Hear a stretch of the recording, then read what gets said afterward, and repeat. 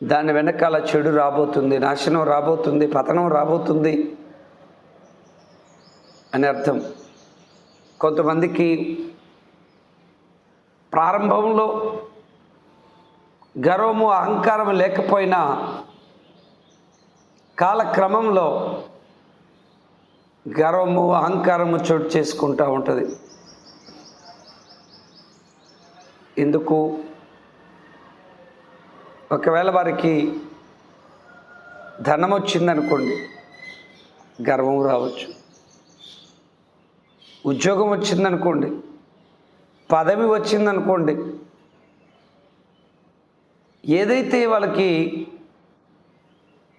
సడన్గా అనుకోకుండా వాళ్ళకి కలుగుతూ ఉందో ఆ కలిగిన దాన్ని బట్టి వారికి గర్వము అహంకారం అనేది సహజంగా వస్తూ ఉంటుంది.